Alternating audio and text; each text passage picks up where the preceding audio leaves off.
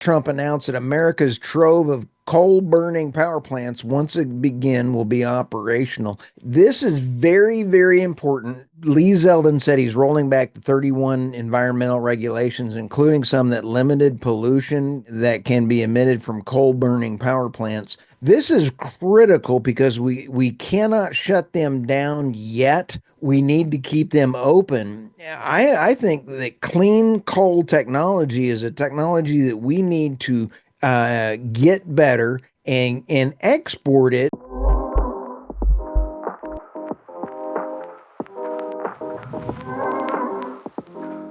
What's going on, everybody? Welcome into the Monday, March 24th, 2025 edition of the Daily Energy Newsbeat Stand-Up. Here are today's top headlines. First up, sticking in the UK's Heathrow Airport power outage sheds light on net zero policies. Staying in the UK, they aim for 95% low carbon electricity by 2030. That's a whole bunch of gobbledygook. I don't even know what it means. We'll dive into that one. Next up, big oil retreats. Europe's energy giants ditch green pledges. So they're moving away from where Great Britain is. Coming back at home, Trump moves to reopen coal plants, citing U.S. energy needs and global competition. We'll end the news segment with natural gas prices driving up electricity costs around the country. Stu will then toss it over to me. I will quickly cover what happened in the oil and gas markets. We've got some interesting rig count numbers and a big deal coming out of the mineral space. Oxy decides to sell a $905 million minerals portfolio to Elk Range Resources out of Dallas, where we're at 250,000 net royalty acres. A lot of different angles to cover this on, and we will cover it. We will cover all that in a bag of chips, guys. As always, I am Michael Tanner, joined by Stuart Turley. Where do you want to begin? Hey, let's start with our buddies over there in the UK. Holy smokes, you can't buy this kind of entertainment today. The UK's Heathrow power outage sheds light on net zero. The second line in there is London's Heathrow Airport had a major power outage and relied on biofuel backups. Holy smokes. It was at a standstill on Friday, Michael, because of a power outage due to large fire nearby and a disruption. It affected more than 1,300 flights in the coming days, and the cause is under investigation. Well, we found a few of those on the Texas Alliance put out there a video of a guy admitting it appears Heathrow had changed its backup systems in order to be, wait for it, net zero. Their net zero went to biofuels, Michael, and they caught on fire. And so you sit back and kind of go, this brings up a gigantic question, Michael. Biofuels, which is also ethanol. I put in here and did a little research on Grok on X. Why don't we get rid of ethanol? I've written about this before. Ethanol takes more energy to produce. It costs an average of $2 miles per gallon per car. Think about how much that is, and then you think about the costs. It roughly costs for 15.6 billion gallons, roughly 26.4 billion it costs the United States every year. That's not including car maintenance or anything else. Yeah. I mean, do you want to know the reason why we still use ethanol? And before I say it, I want to say I love farmers. I think farmers are the backbone of this country. But the reason why ethanol is subsidized by the United States is because it's really a direct subsidy for the corn industry, which is the majority of the farming that gets done in the country. So you're at a, we need farmers. The question is, do we need them producing corn? And the problem is you have most of the agriculture in the United States still producing corn because the country and the United States is buying it to use ethanol, which is less energy efficient. So, it all, and this was done, Stu, when was this done? This was done way back in your favorite president, George Bush era, as a way to garner support throughout the middle of the country because if you can imagine, the middle of the country used to be you now look at a map of Democratic and Republicans and it's basically red in the middle and you've got these little strips of blue on the outside. It used to not be. It used to be more of a checkerboard. You used to have a lot of places like Iowa and the Midwest used to be not necessarily hardcore, Marxists, or communists, but they used to definitely have some left-leaning tendencies, and you would find pockets of places in Iowa, pockets in places of Nebraska, Kansas, and throughout that Midwest where there was some left-leaning stuff. So what did the administration back in 2000, I think it was like 3 or 4, do in the midst of, I think it was right before the 2004 election where there was a chance that Kerry was going to win? Well, you start encouraging ethanol, it's a direct subsidy to those people. So that's my problem ultimately from an economic standpoint of subsidies. It's hard to wind them back. You can't, once you get somebody hooked on money, their standard of living raises, and you can't roll that back. So I don't know what to do about this ethanol thing, but I agree with you. We got to figure out something. Well, let's roll on to the UK aims for 95% low carbon electricity. This is articles from City AM. It's about energy entertainment. There is absolutely zero way, Michael, that the UK can get the 95% low carbon. They're fast tracking, Michael, they're fast tracking $4 billion of investment. Their grid is one of the most unstable conglomerate messes in the planet, giving developers a head start in the global race to secure essential materials and equipment will help avoid delays. It is just absolutely pathetic what the Great Britons or the folks in the UK are putting up with. The UK energy policies are an example of what not to do. Yeah, we know this isn't going to work. We've seen California move away from this. They said that EVs were going to be here by 2030, and now they've moved that back to 2050. We've seen it all throughout. We're about to talk about what's going on in Europe right now. For some reason, the UK still seems to be clinging to this idea, and it's really it's wealth theft, in my opinion. It's stealing wealth from the average person and trying to put it in the hands of people in order to divert, quote unquote, power from one sector to another. I mean, it's straight robbing. It is. It is a wealth transfer from the rich to the richer. Let's go to the next story here.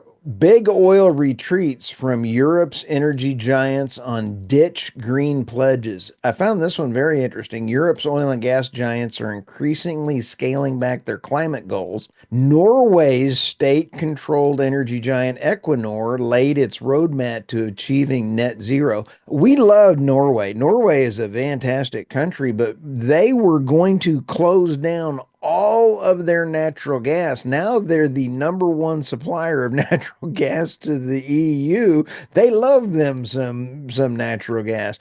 The energy transition has started. This is a quote, but the opportunity for high value growth is more limited than we anticipated, Equinor CEO Anders Opedal said on Thursday. What is the difference between the U.S. Oil majors and the European oil majors? The U.S. oil majors kind of stayed their course with the exception of Occidental, and Occidental really tried to play in the carbon capture and go into that route. That's where their success was. The Shell and Equinor appears to be systematically scaling back its energy investments and doing more like the U.S. majors. Yeah, both have ditched their wind investments. You mentioned Shell. They announced late last year that they're ceasing new offshore wind investments after doing some kind of corporate restructuring under the current CEO, Whale Swan.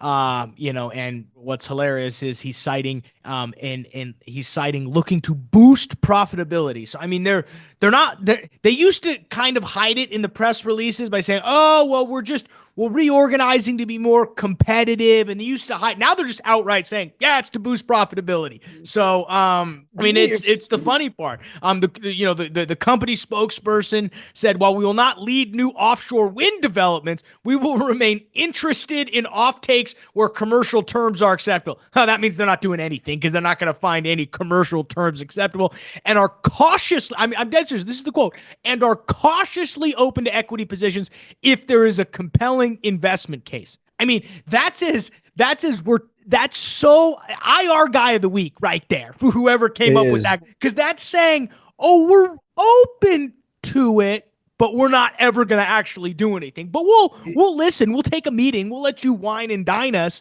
if you have some new. I mean, it's Do, unbelievable do you know what how that quickly they're running backwards from this and how they're not even hiding it anymore. Let me give you a industry translation. You say what did you just say? You said we're cautious. Read that line We're again. cautiously optimistic to or we're cautiously open to equity positions if there is a compelling investment case. Okay.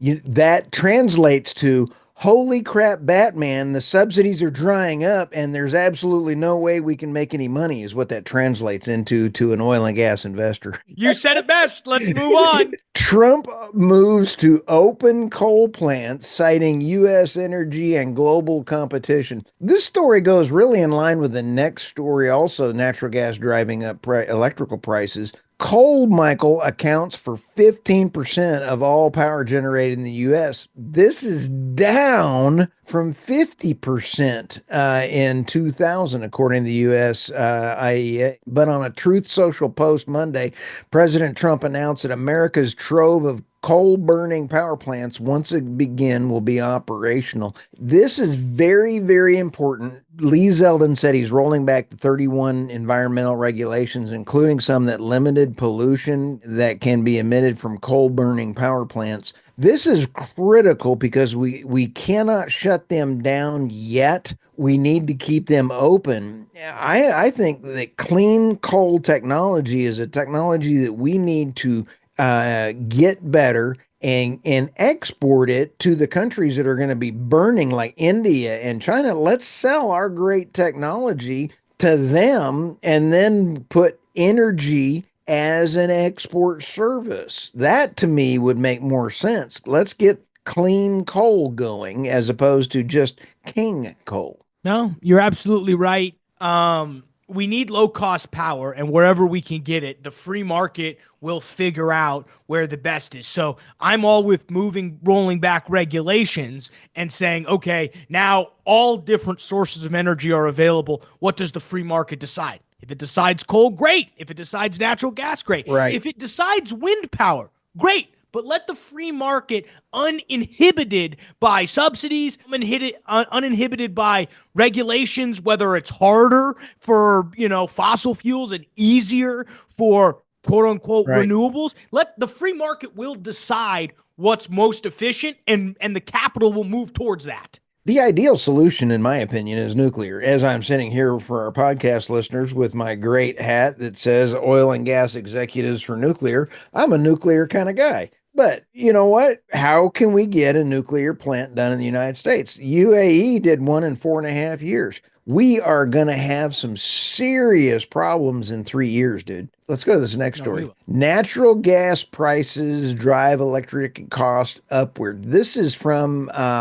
Leonard Hyman and William Tiles from oilprice.com. But this is talking about the markets, Michael, in natural gas from a how it is funded for the gas generator. They did not put in long-term contracts, so they were trying to do spot pricing. And so spot pricing for natural gas gets a little dicey. In the United States, it's a little easier because we have a much different pricing kind of a thing. The bottom line in this is there are not enough manufacturers for the manufacturers of gas turbines have not scaled up their capacity to manufacture all those units needed to power a largely gas-fired network. We are seeing shortages going out 20 years, Michael. This is frightening. Yeah. I mean, it again, if you don't have access to energy, prices, you're going to pay more to get natural, to get natural gas. Yep. And I think what's interesting and what you're seeing in this attempted ceasefire conflict that's going on in between Russia and Ukraine right now is really it's all coming down to energy. I think they both I think want to stop this war, but I think now obviously you've got a borders issue, you've got the NATO issue, and you've got the energy issue. Well, let's put another twist, put a bookmark here, Michael, because President Trump is wanting to export LNG. Well, LNG is only about 36 shipments right now a month out of the United States. You can back into how many billions of dollars of LNG Mm. that is and how much that can offset trade. But if you were actually shipping out nuclear reactors or you were shipping out clean coal technology, or you are actually doing what President Trump is talking about doing, Michael, he's actually talking about taking ownership of the Russian nuclear power plant that was built by Russia, that is owned in Ukraine, and then leasing it back to the Ukrainian people to keep interest there. That just got my head thinking and thinking, wait a minute. If we actually became utility companies for countries around the world, that would absolutely be a long term business model that is sustainable. That is how Russia got to 38% of their GDP as energy exports, not just natural gas. No, I mean absolutely. If it's not a bad idea, I mean, I think there's some national security issues that come with Oh, that, absolutely. but I didn't say I approved of us managing that thing. I just said it was an interesting business idea for everybody but Ukraine. I want out of Ukraine. I want that clear. yeah, well, yeah. I mean the problem is we got ourselves involved with Ukraine in 2014 when we decided to overthrow the government that was there. So Not we, the unfortunately, we got CIA, but ourselves into this problem. We're going to have to figure out a way to get ourselves out. well, get rid of the CIA and then I think we can, but we'll just leave that alone. Absolutely. I mean, um, so, all right, well, let's go ahead and jump over to finance, guys. But before we do that, let's go ahead and quickly pay the bills. As always, thank you for checking us out here on the world's greatest website, energynewsbeat.com, the best place for all your energy and oil and gas news. Stu and the team do a tremendous job making sure that website stays up to speed. Everything you need to know to be at the tip of the spear when it comes to the energy and the oil and gas business. Go ahead and hit that description below for all links to the timestamps, links to the articles. You can also hit the link for our Substack, theenergynewsbeat.substack.com. Highly, highly, highly recommend you check that out. It's really the best way to support the show. Go there. Stu's dropping a lot of custom articles that don't get on energynewsbeat.com. Great way to just subscribe and stay up to speed with what we have going on a more personal level. If you do feel so inclined, go ahead and sign up for a paid subscription. It's the best way for us to keep the lights on here before we have to put coal fire generators background here. We like the natural gas we've got flowing, but we will get on, we'll move to mice power if we need to. We'll get a couple mice losing their mind in the back here if we need to keep this podcast going. I promise you that. But thank you to everybody who has subscribed there. And as always, guys, invest in oil.energynewsbeat.com. If you want to be called, come Billy Bob Thornton from Landman. It's a great way to get ahead in your 2025 taxes. It's a great way, as Stu's got them up right now. A great way to get ahead on your 2025 taxes. A great way to give yourself some monthly distributions. And always, you get to now tell everybody at parties that you're an oil man. So, I mean, what's better than that? And finally, guys, thank you to Reese Energy Consulting for also helping us keep the lights on here.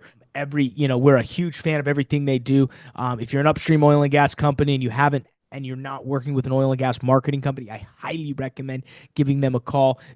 You're losing 15, 20 cents per MCF by not negotiating your contracts. You're losing $1, maybe $1.50 on your oil contracts if you're not using them with your first purchase. So I highly recommend calling them.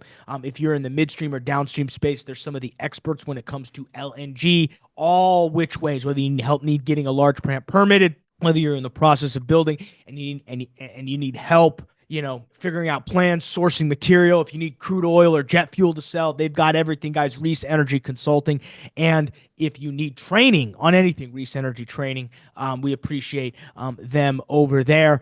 But Stu, let's jump into the markets here. S&P 500 on Friday, basically flat, little small pop at the end of the day. NASDAQ was actually up a little bit more, up about 0.4 of a percentage point. 2 and 10-year yields. Actually, difference, your 2-year yield dropped by about 0.3. 10-year yield jumped up by about 0.2 percentage points. So the spread on that was about 2.5, which is generally, usually that spread follows each other, but very interesting there. Dollar index was up about 0.3 of a percentage point. Bitcoin over the weekend, it's about 1.5 percentage points to the upside, about $85,000. Crude oil jumped about 21 cents or about 0.3 of a percentage point, closed at 68.28. Brent oil, basically the same, was up 0.4 of a percentage point or 34 cents, 72.15. Natural gas slid a little bit through Thursday and Friday, closing at $3.98 on the day. XOP contract was down about 1.4 percentage points or about 131.36. So, really when we go back to oil prices, basically the second week of gains, and really that comes back to just slight tighter supply that's being forecasted. I think the Iranian sanctions that were dropped a month ago, and then the freshest ones that were dropped this week, really I think has tightened the quote unquote supply outlook. We did see on Thursday that the U.S. Treasury announced these new Iran related sanctions, which actually target independent Chinese refiners, among other entities and vessels that are actually buying the Iranian crude. So not necessarily sanctioning Iran, but sanctioning the people that they feel like Iran is selling to, which is super interesting. Basically Scott Shelton, he's a energy analyst at TP ICAP. His quote was, "That probably sent a message to the market that Chinese companies, the largest buyers of Iranian oil, are not immune to sanction pressures from the U.S." It's the fourth round of sanctions that have come down on Iran, so fairly interesting there. It also, there is a new OPEC plus plan for some actual cuts now. Now, it's not out of Saudi. It's out of 7 other members. They haven't really leaked who those members are.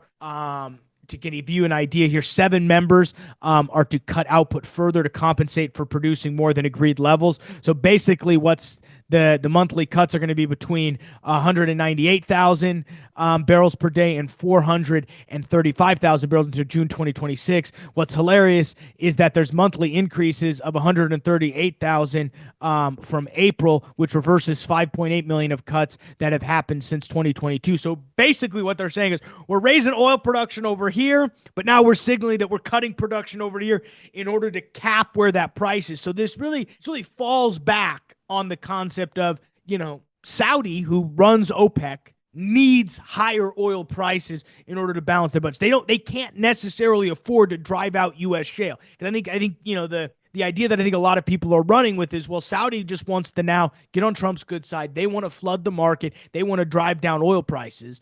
Well, they're not in bed right now with U.S. shale in terms of wanting to kick them out. That was what happened in 2018 or 2014 to 2018. They wanted to drive U.S. shale out of business and regain market share. It worked for a little bit. Not really, though. And so it's a little bit of, look what we're doing over here, but look what we're doing over here. And the net output is basically the same. Basically that 3 of those countries, Iraq, Kazakhstan, and Russia, are who they're wanting to see basically roll back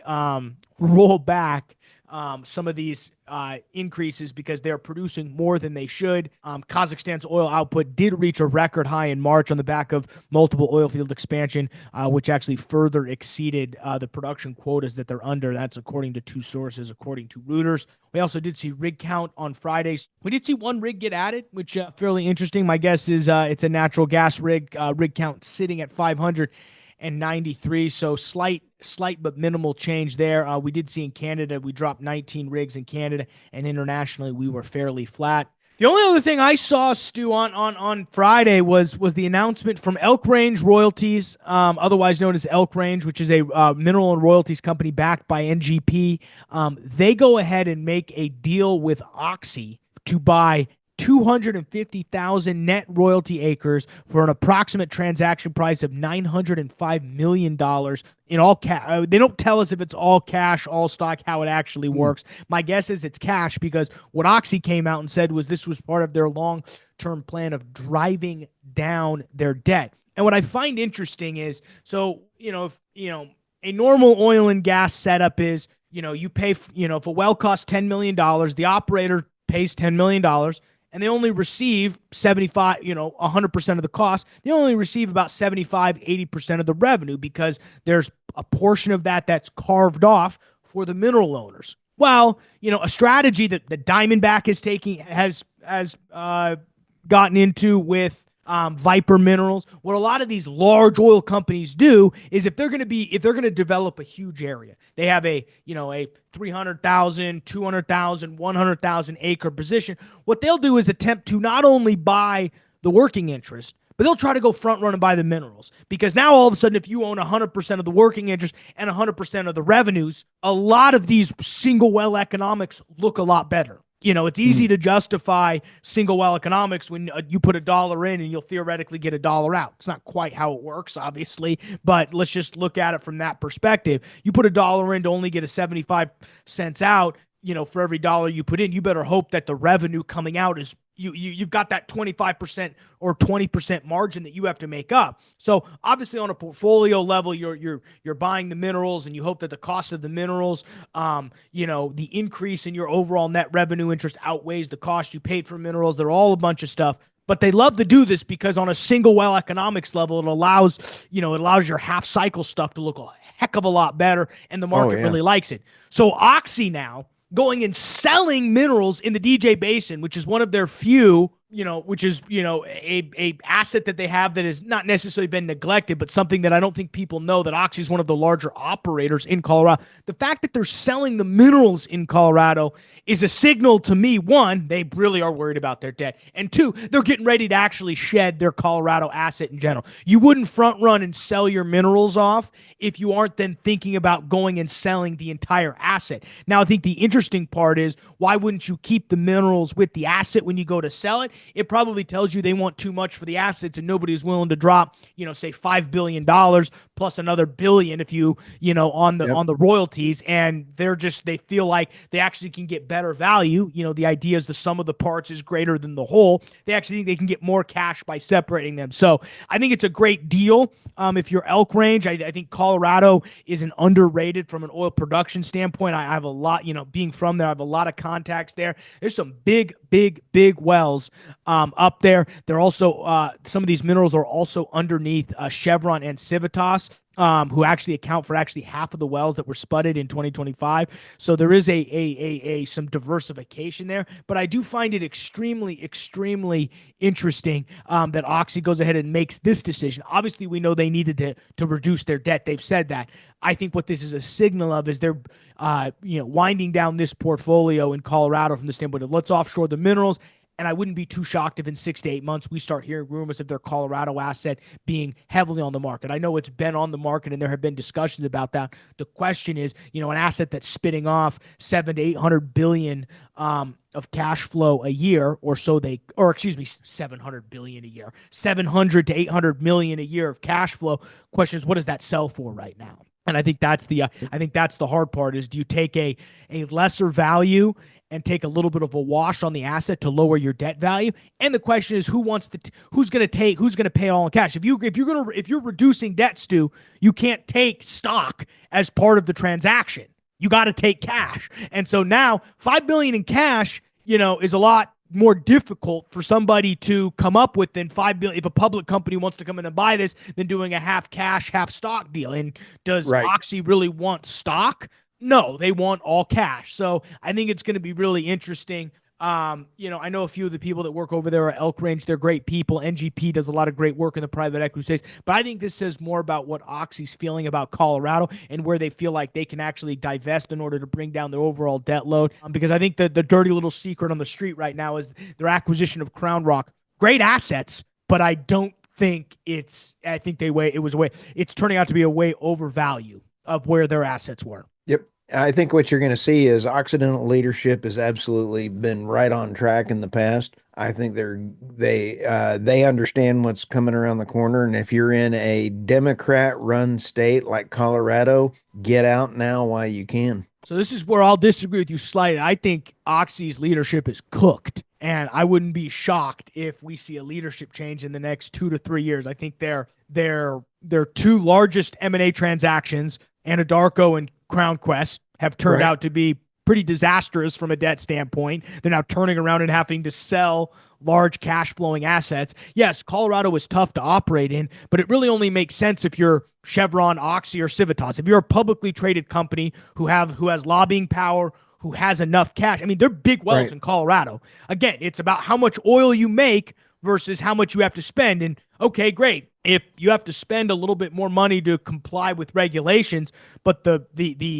margins are still there because the oil production is so great, why not? Premiums in Colorado are great. I get that the leadership is there, but there's an entire country, or there's an entire portion of that state that relies on oil and gas for the economy, relies on for their schools and all that stuff. I mean, yes, Colorado is extremely liberal, but I think you're from a standpoint of that's just Boulder and Denver. I think you look at the wide, you look at what's going down in the San Juan Basin, you look at everything that's going on really in Weld County. I don't think it's a bad state to operate in. I just think you're going to see it has to be a large public operator is really the only company that can come in and operate these assets. So that shrinks the amount of people who can come buy this asset. Again, I'm going to take the opposite stance. I think Oxy's leadership is cooked. I think their investments in carbon capture have not panned out terribly well, considering where the state of kind of the market has gone. The market has backed off of renewables and backed more into oil, which means they have to put up a lot more money to go buy Crown Rock, where the inventory may or may not be there. I mean, here's the thing. If Scott Sheffield's coming out and basically saying,